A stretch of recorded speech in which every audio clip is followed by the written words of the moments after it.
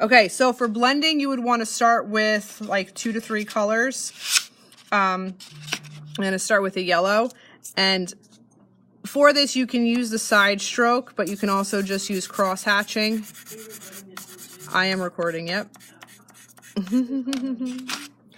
And then you can layer in other colors.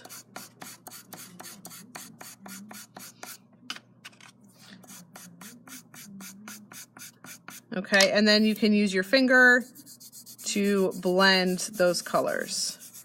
And you get some really pretty gradients. This is how you can create shading on an object to make it look three-dimensional, okay? So layering is just take a chalk pastel, go one direction with a side stroke, and then take another one and go the opposite direction. I'm going to use gray for, actually I'm going to use white. And that's layering, pretty easy, okay? And you can see what happens when you have different colors on top of other colors, okay? So stippling, we know what that is, right? It's little dots. You can do this on just the paper. And sometimes this gets a little loud, but that's okay. You can mix in other colors. You could reduce the intensity of a color. Let's say you have teal, but you want to stipple in some white or some gray. You can reduce the value or intensity of that color. You can also do it on a colored background. So let's say I have yellow, and then I could stipple in some other colors. So it doesn't have to be just on paper. And it helps if you sort of move around so you're not creating the same exact mark over and over again. You want it to sort of feel random. It's kind of like back in the 80s when people used to sponge paint their walls and you could see the actual outline of the sponge. And that was just not a cute look. Okay, so that's stippling, cross hatching.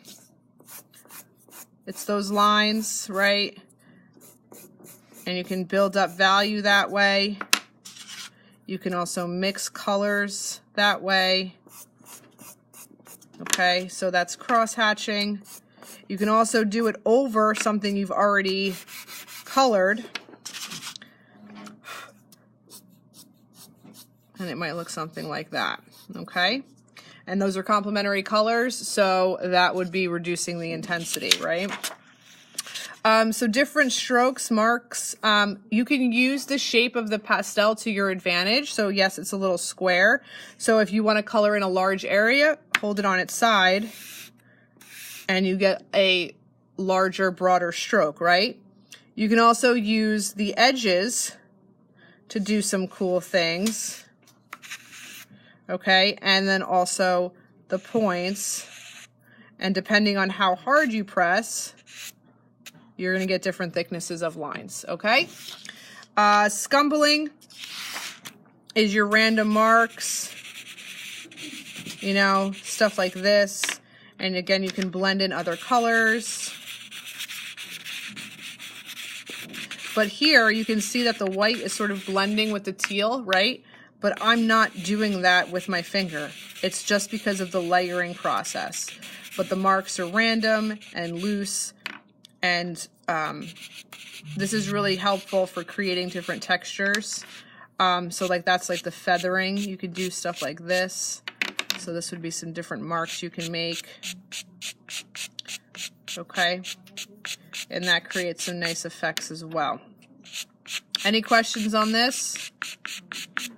Okay. What happened? Yeah, of course.